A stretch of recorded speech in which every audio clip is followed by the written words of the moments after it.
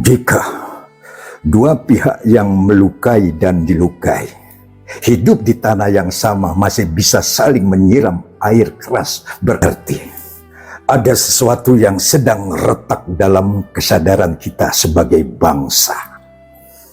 Polisi bergerak, Polda Metro Jaya membuka penyelidikan, tim gabungan bekerja, metode ilmiah digunakan untuk mencari jejak pelaku. Negara berjanji kasus ini akan diusut tuntas. Presiden memerintahkan penyelidikan transparan.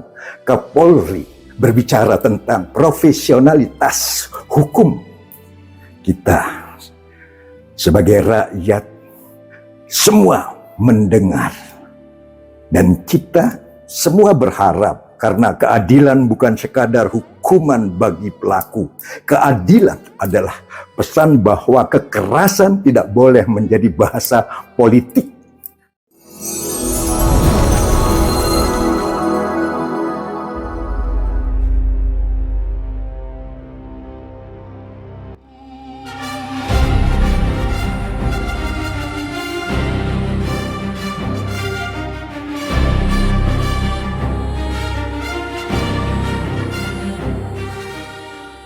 Saat ini, di tengah riuh negeri ini, sadar atau tidak sadar, kita sedang diuji.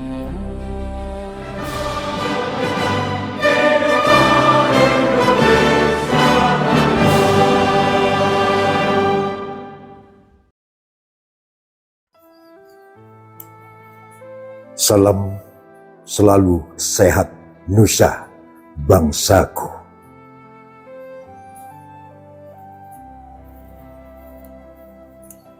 Ketika Ramadan dihayati, dihikmai, bulan yang dimuliakan bahkan lebih indah dari 1000 bulan. Namun, di tengah keheningan, kehusukan ibadah umat muslim mayoritas di negeri ini ternyata masih saja ada peristiwa yang tidak nikmat didengar dan sangat tak elok dipandang. Peristiwa penyiraman air keras di dalam satu nafas ikrar kehidupan, katanya satu nusa, satu bangsa, dan satu bahasa Indonesia.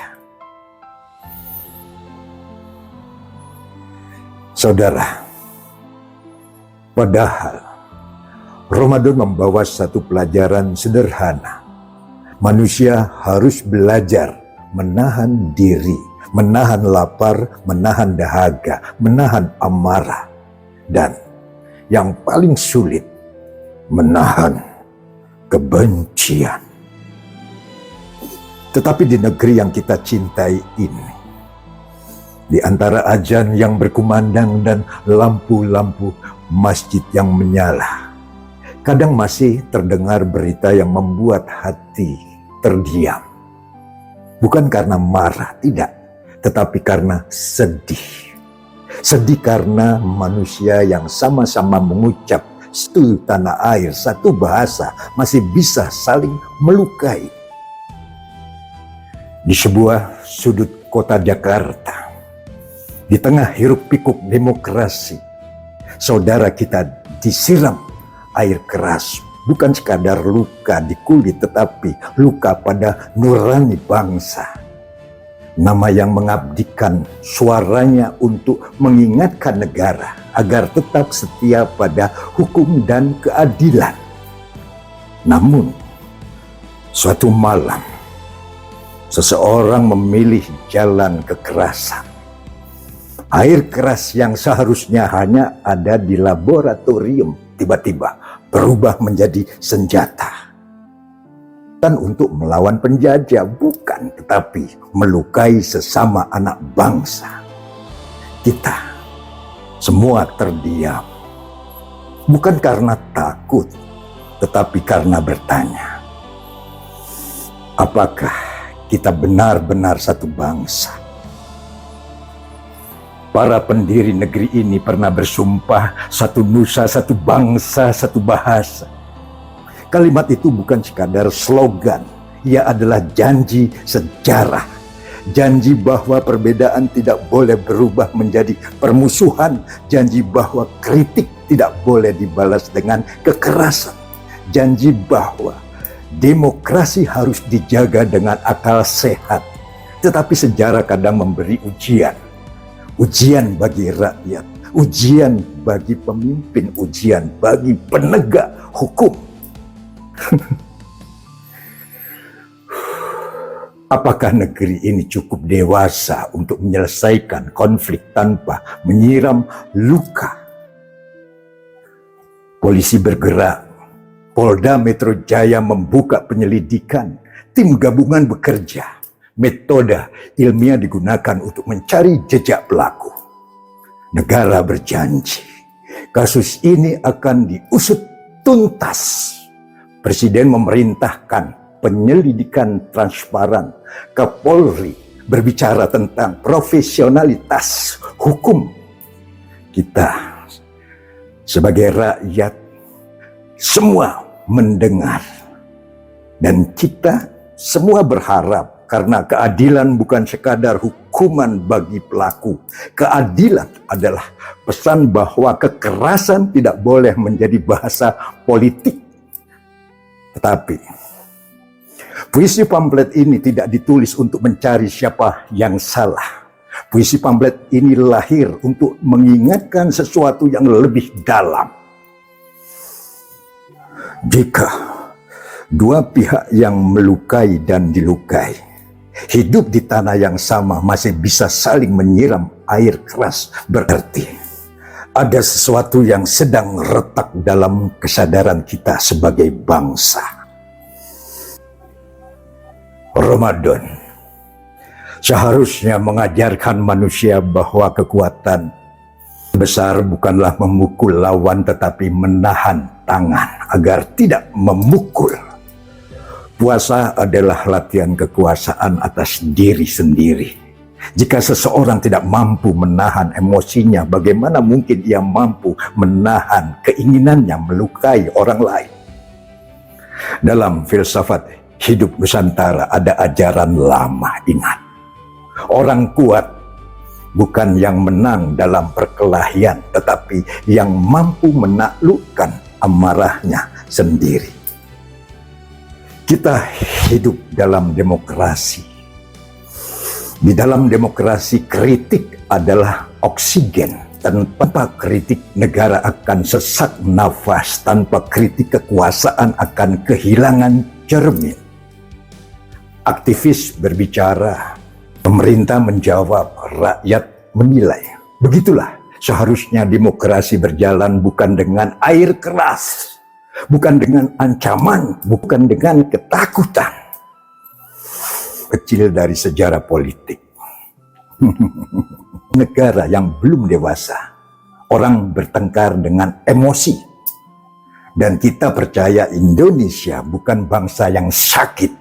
Indonesia adalah bangsa yang sedang belajar.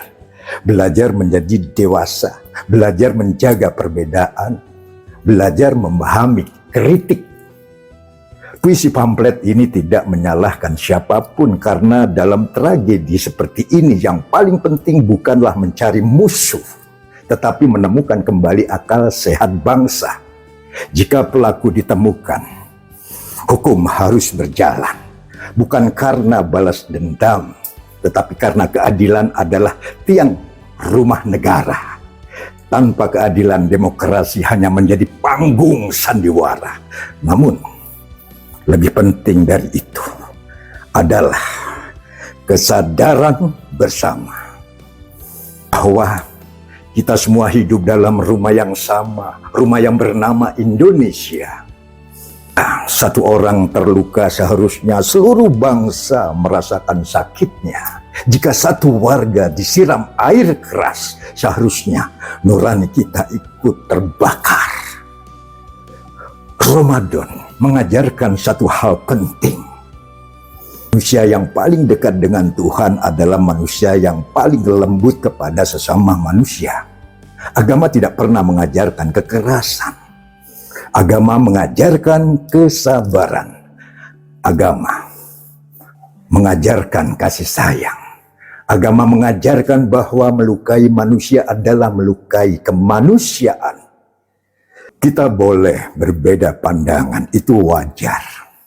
Bangsa besar tidak dibangun oleh keseragaman, tetapi oleh kemampuan mengelola perbedaan. Seorang aktivis boleh mengkritik, seorang pejabat boleh membela diri, rakyat boleh menilai, tetapi tidak ada seorang pun yang berhak menyiram luka kepada sesama manusia. Karena sekali kekerasan dibiarkan, ia akan menjadi bahasa baru dalam politik.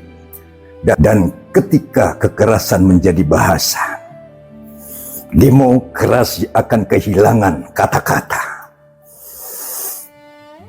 Ramadan datang setiap tahun untuk mengingatkan manusia.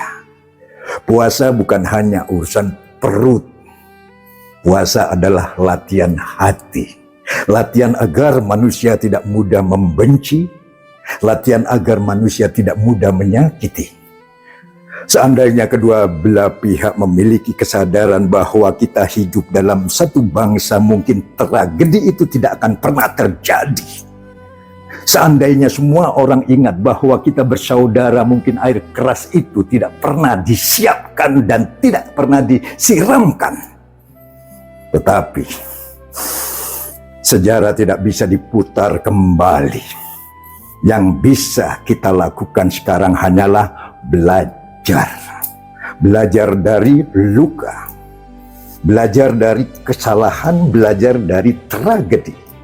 Semoga hukum menemukan pelakunya, semoga keadilan berdiri tegak, semoga luka yang terjadi tidak berubah menjadi dendam baru, dan semoga Ramadan tahun ini mengajarkan sesuatu kepada kita semua bahwa bangsa besar bukan bangsa yang bebas dari konflik, tetapi bangsa yang mampu menyelesaikan konflik tanpa kehilangan kemanusiaannya.